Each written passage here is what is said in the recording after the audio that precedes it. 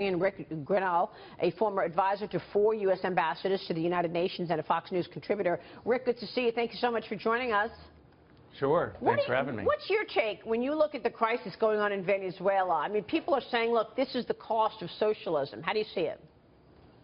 Yeah, look, when you have government manipulation, when you have government pressure on the markets, on the free markets, this is what happens. You eventually get to a collapse. Look, you cannot say President Maduro without talking about Hugo Chavez.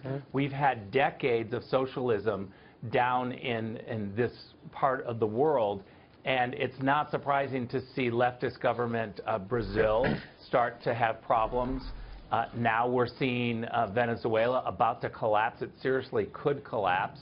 And this is going to bleed over into Colombia, and this is affecting markets not just in oil, but certainly coffee and flowers, bananas. There's a whole bunch of markets that are going to be affected by government manipulation of prices that leads to a collapse because they're printing money, inflation is skyrocketing.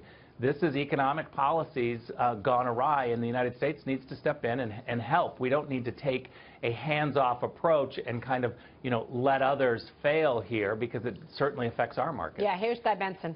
Hey, Rick, so I'm looking at some of the video footage that we're showing over your comments, including some of the B-roll of people holding up signs at these protests, and they're heartbreaking. There's one person that just says, I'm hungry. There's other signs that say there's no ham, there's no chicken, there's no meat, there's no anything for these people.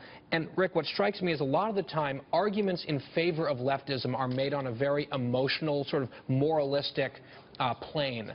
And I feel like this is an opportunity not to exploit people's tragedy, but I think people who oppose socialism, it's not just because intellectually we're against it and we don't think it's fair and it goes against our ideology. The point is leftism actively hurts people, particularly poor people and lower middle class people who are getting absolutely slammed in a place like Caracas and the whole country of Venezuela.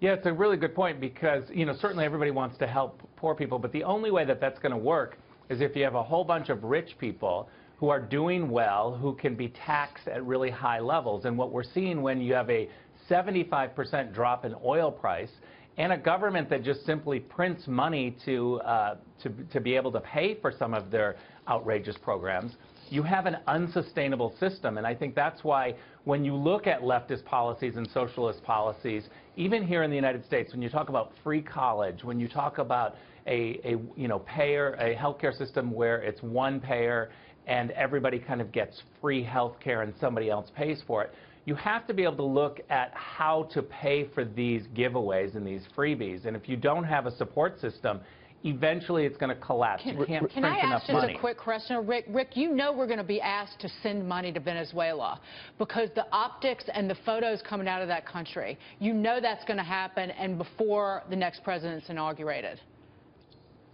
Look, there has been over the last couple of months, the Obama administration foreign policy, they've reached out to Venezuela. They've tried to kind of calm the waters after Hugo Chavez, who clearly hated George Bush and the American kind of foreign policy and economic policy.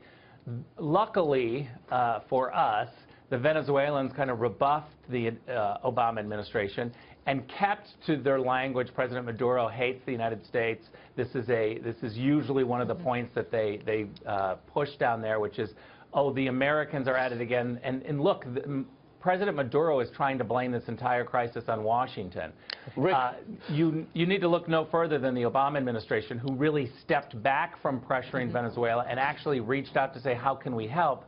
But it was luckily rebuffed by the Venezuelans. This is an administration that's on a tour trying to help Cuba and help Iran and help all of the leftist governments. Yeah, Rick, I think American citizens are going to be really reticent on wanting to send over taxpayer funds and just hand over money to the Venezuelan government. Are there other policies that we can enact to send help down there as well, or even just food, or help out in the currency markets?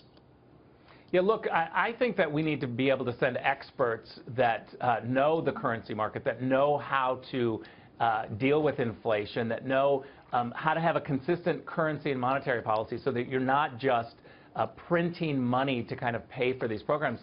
Venezuela is having a really hard time with their import-exporting. They can't get products because their money is completely worthless. So we need to be able to work through, even if it's through the World Bank or the IMF or some other international organization. The UN should step in. Our ambassador, Samantha Power, should be doing something at the UN.